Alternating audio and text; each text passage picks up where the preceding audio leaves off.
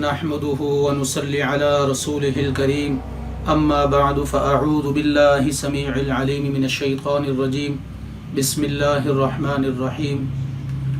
حالت حیض میں عورت سے صحبت کرنے کے احکام اور اسی طرح صحبت سے متعلق کچھ آداب کے صحبت کرتے وقت یعنی مباشرت کرتے وقت کیا آداب ہیں ان کو انشاءاللہ بیان کیا جائے گا۔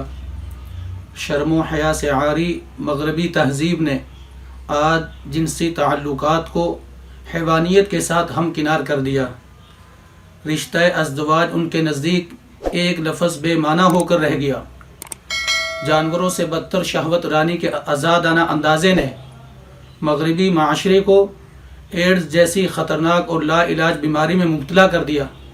مگر افسوس، بڑے دکھ اور افسوس سے یہ بات کہنی پڑتی ہے کہ آج کا ہمارا نوجوان طبقہ اسی تباہ حال مغربی تہذیب و تمدن کو للچائی ہوئی نگاہوں سے دیکھ رہا ہے۔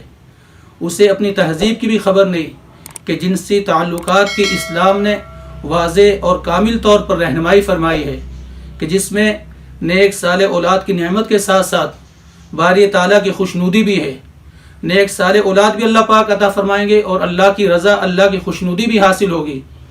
خالق کائنات نے مرد اور عورت کے اندر ایک دوسرے کی صحبت سے اللہ تبارک و تعالیٰ نے، اللہ رب العزت نے ایک دوسرے کی مرد اور عورت کے اندر ایک دوسرے کی صحبت سے سکون حاصل کرنے اور لطف اندوز ہونے کی جو خواہش رکھی ہے اس کو پورا کرنے کے لیے شریعت اسلام نے نکاح کا طریقہ بتایا ہے۔ اس نکاح کے ذریعے سے انسان بہت مذموم زنا جیسے مذموم گناہ سے بچ جاتا ہے۔ یہی وجہ ہے کہ نکاح کو نصف الایمان بھی کہا گیا ہے اور نکاح کو نصف الایمان کہا گیا ہے۔ اسی وجہ سے نکاح حضور نبی کریم صلی اللہ علیہ وسلم کی نہایت اہم سنت ہے۔ جہاں انسان نکاح کے ذریعے حرام کاری سے بچتا ہے، وہاں اس کو بدن کی صحت، ذہنی سکون اور محبت، ایک دوسرے کی سچی ہمدردی اور اسی طرح رازداری وغیرہ کے مختلف قسم کے فائدے بھی حاصل ہوتے ہیں۔ اللہ تبارک و تعالی نے ایک دوسرے کی صحبت سے مرد اور عورت جب تنہائی میں یکجا ہوتے ہیں نکاح اور رخصتی کے بعد جب مرد اور عورت تنہائی میں یکجا ہوتے ہیں اس وقت بالعموم مردوں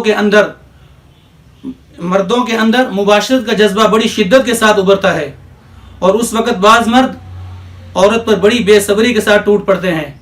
بسا اوقات بیوی حالت حیض میں ہوتی ہے اور اس درندگی سے بڑی تکلیف ہوتی ہے، وہ منع بھی کرتی ہے، مگر احکام الہی کی ناواقفیت اور اس کے نقصانات کا علم نہ ہونے کے باعث عورت کے انکار کا لحاظ نہ کرتے ہوئے صحبت کر لیتے ہیں، حالت حیض میں صحبت کر لیتے ہیں، جبکہ قرآن کریم نے صاف اور واضح الفاظ میں حالت حیض میں صحبت کرنے سے منع فرمایا ہے، حالت حیض میں صحبت کرنے سے روکا ہے اور حرام قرار دیا ہے۔ اس لیے حالت حیض میں جنسی تعلقات حالت حیض میں قائم کرنا بہت نقصان دہ ہے اور کبھی حیض کی رکاوٹ کا سبب بھی بن جاتا ہے۔ بعد میں مزید خرابیاں، سوزش رحم وغیرہ کی پیدا ہو جاتی ہیں۔ اور اسی طرح موجودہ زمانے میں ایڈز جیسی خطرناک اور لا علاج بیماری، یہ ایڈز جو بیماری ہے لا علاج خطرناک بیماری، انہی بدعنوانیوں کا نتیجہ ہے۔ تو اللہ رب العزت نے، اللہ تبارک و تعالی نے امت محمدیہ صلی اللہ علیہ وسلم پر بہت بڑا احسان فرمایا ہے کہ جس کے ذریعے ہم کو احکام الہی کے ذریعے مذموم حرکات سے روکا ہے کہ جن سے طرح طرح کی بیماریاں اور امراض وغیرہ جنم لیتے ہیں۔ اسی طرح حالت حیض کے علاوہ جب انسان صحبت کرتا ہے یعنی مباشرت کرتا ہے اس کے چند مختصر آداب ہیں، اور وہ آداب کیا ہیں کہ سب سے پہلے مرد اور عورت پاک اور باوضو ہو۔ صحبت کرنے لگے جب صحبت کرنے سے پہلے یعنی مباشرت سے پہلے مرد اور عورت پاک بھی ہو اور باوضو بھی ہو۔ نمبر 2، مستحب ہے کہ بسم اللہ کے نام کے ساتھ شروع کریں، اور اگر شروع میں بسم اللہ پڑھنا بھول جائے، انزال کے بعد جب یاد آ جائے تو دل میں آہستہ کہہ لیں۔ اسی طریقے سے مباشرت سے پہلے حضور صلی اللہ تعالی علیہ وسلم سے خوشبو ملنا بھی ثابت ہے، خوشبو لگانا بھی ثابت ہے، اور ہر قسم کی بدبو چاہے وہ میلے کچیلے ہونے کی وجہ سے ہو، چاہے وہ تمباکو، سگریٹ اور اسی طرح گٹکا، مین پوڑی وغیرہ کی وجہ سے، بدبو جو ہے وہ شہوت کو مردہ اور نفرت کو اور رغبت کو نفرت میں بدل دیتی ہے۔